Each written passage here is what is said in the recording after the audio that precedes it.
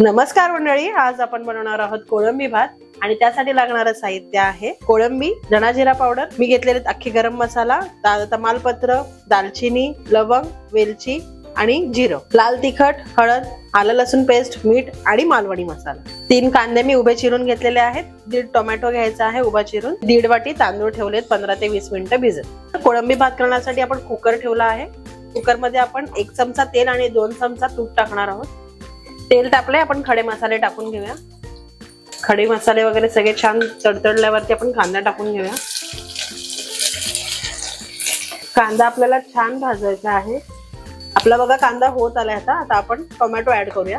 Tomato टाकून झाल्यानंतर 5 मिनिटांनी आपण त्याच्यामध्ये मीठ ऍड करणार आहोत, आलं लसूण पेस्ट, हळद, लाल मिरची पावडर, धना जिरा पावडर, लाल तिखट। 5 ते 7 मिनिटं आपण छान भाजून घेणार आहोत त्याला। आपला कांदा टोमॅटो छान शिजला आहे। आता आपण कोलंबी टाकून घेऊया।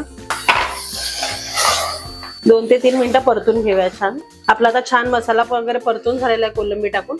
आपण आता तांदूळ ऍड करूया, छान एकत्र करून घ्यायचंय। पाण्याचा अंदाज जितक्या वाटी तांदूळ घेतलेले तितक्या वाटीच पाणी टाकायचं आहे, कारण कोलंबीचं सुद्धा पाणी सुटतं।